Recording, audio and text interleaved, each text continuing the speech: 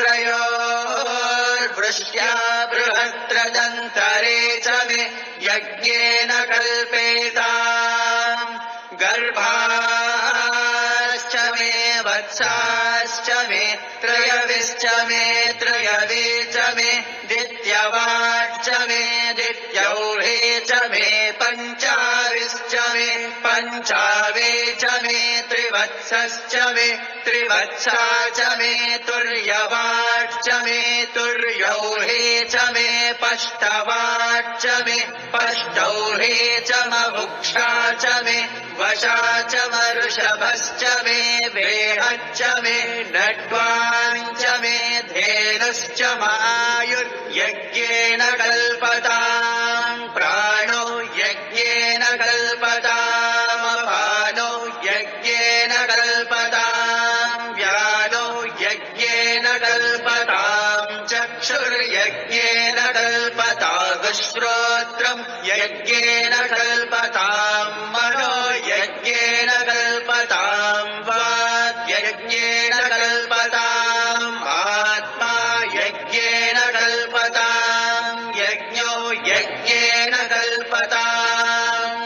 एका च मे तिस्रश्च मे पञ्च च मे सप्त च मे नव च म एकादश च मे त्रयोदश च मे पञ्चदश च मे सप्तदश च मे नवदश च म एकविंशतिश्च मे त्रयोविंशतिश्च मे पञ्चविंशतिश्च मे सप्तविंशतिश्च मे नवविंशतिश्च म एकत्रिंशच्च मे त्रयस्त्रिंशच्च मे चतस्रश्च मेष्टौ च मे द्वादश च मे षोडश च मे विंशतिश्च मे चतुर्विंशतिश्च मे षड्विंशतिश्च मे द्वात्रिंशच्च मे षट्त्रिंशच्च मे चत्वारिंशच्च मे चतुश्चत्वारिंशच्च मे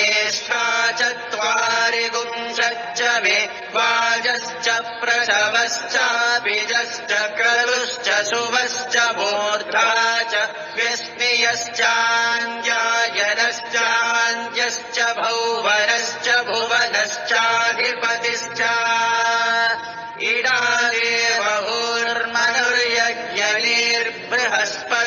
इडादेवहुर्मनुर्यज्ञनिर्बृहस्पतिरुक्थामदानि सगुं सिषद्विश्वे देवासूत्तवाच पृथिवीमातर्माहि गुंसेर्मधुमनिष्ये मधुजनिष्ये मधुवक्ष्यामि मधुवदिष्यामि मधुमदे देवेभ्यो वाचमुद्यासगुं शुश्रूषेण्याम् मनुष्येभ्यस्तम् मा देव अवन्तु शोभायै पितरोऽनुमदन्तु ॐ शान्ति शान्ति शान्तिः ॐ तच्छ्रय्यो नावृणीमहे गातुम् यज्ञाय गातुम् यज्ञपतये दैवी स्वस्तिरस्तु नः स्वस्तिर्मानुषेभ्यः ऊर्ध्वम् जिगातु भेषजम् शन्नो अस्तु द्विपदे शञ्चतुष्पदे ॐ शान्ति शान्ति शान्तिः सहस्रशीर्षा पुरुषः सहस्राक्षः सहस्रपाद स भूमिम् विश्वतो वृत्वा अत्यतिष्ठत्तशाङ्गुलम् पुरुष एवेदगुम् सर्वम् यद्भूतम् यच्च भव्यम् उदामृतत्वस्येषारः यदन्येनातिरोहति एतावानस्य महिमा अतो जायागश्च पूरुषः पादोऽस्य विश्वा भूतानि त्रिपादस्यामृतम् दिवे त्रिपादोर्ध्व भूतैः पुरुषः पादोऽस्येहाभवात् पुनः ततो विश्वम् व्यक्रामत् शासनानशने अभि तस्मात् विराड जायत विराजो अधिपूरुषः स जातो अत्यरिच्यत पश्चाद्भूमिमतो पुरः यत्पुरुषेण हविषः देवा यज्ञमदन्वत वसन्तो अस्यासीदाज्यम् ग्रीष्मयित्मः शरद्धविः सप्तास्यासन् परिदयः त्रिसप्तः समिदः कृताः देवायज्ञम् तन्वाना अवत्नन् पुरुषम् पशुम् तम् यज्ञम् बर्हिषि प्रोक्षन् पुरुषम् जातमग्रतः तेन देवा अयजन्त साध्या ये तस्माद्यज्ञात् सर्वहुतः सम्भृतम् वृषदाज्यम् पशो गुस्तादश्चक्रे वायव्यान् आरण्यान् ग्राम्याश्च ये तस्माद्यज्ञात् सर्वहुतः ऋचः सामानि जग्निरे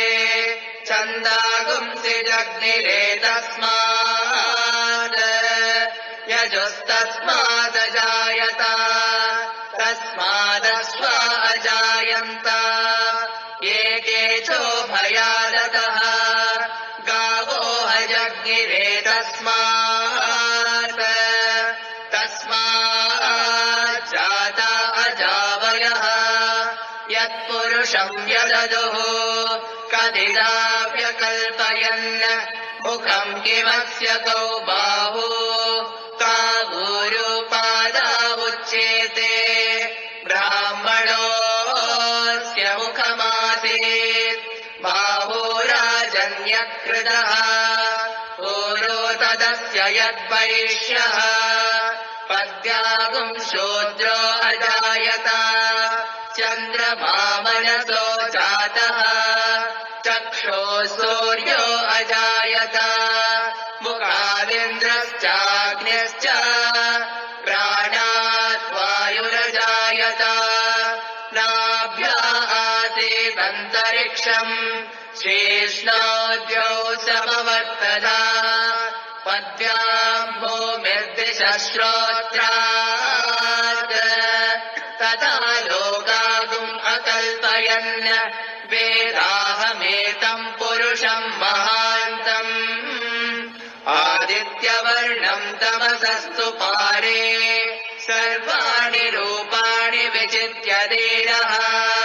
नामानि कृत्वा विवदन्यदास्ते दाता पुरस्ताद्यमुदा जहार शक्रप्रविद्वान् प्रतिशतसहस्रः तमेवम् विद्वान् अमृत इह भवति नान्यः पन्था अयनाय विद्यते यज्ञेन यज्ञमयजन्त देवाः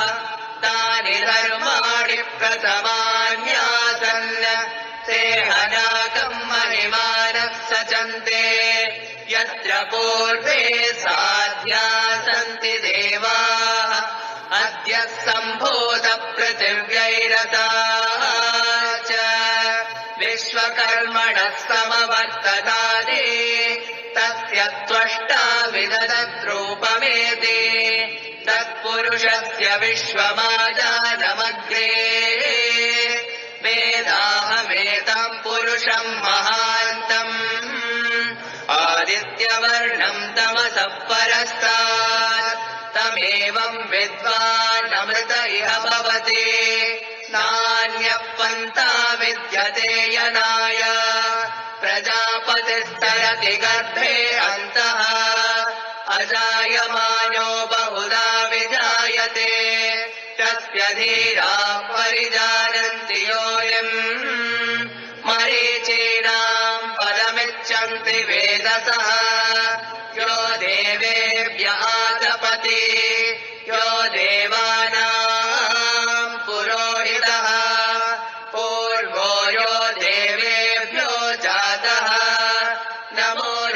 अर्पय ब्राह्मये ऋचं ब्राह्मं जनयन्तः देवा अग्रे तदब्रुवन् यत्त्वैवं ब्राह्मणो विद्यात् तस्य देवा असन्वशे क्रीष्णते लक्ष्मीश्च पत्न्यौ अहोरात्रे पार्श्वे नक्षत्राणि रूपम् अश्विनौ व्यात्तम् इष्टम् मनिषाणा अमुम् मनिषाणा सर्वम् मनिषाणा तच्छय्योरावृणीमहे गातुम् यज्ञाय गातुम् यज्ञपतये दैवे स्वस्तिरस्तु नः स्वस्तिर्मानुषेभ्यः ऊर्ध्वम् जिगातु भेषजम् शन्नो अस्तु द्विपदे सञ्चतुष्पदे ॐ शान्ति शान्ति शान्तिः भद्रम् कर्णेभिः शृणुयाम देवाः भद्रम् पश्येमाक्षभिर्यजत्राः स्थिरैरङ्गैस्तुष्टुवागुंसस्तनूभिः व्यशेम देवहितम् यदायुः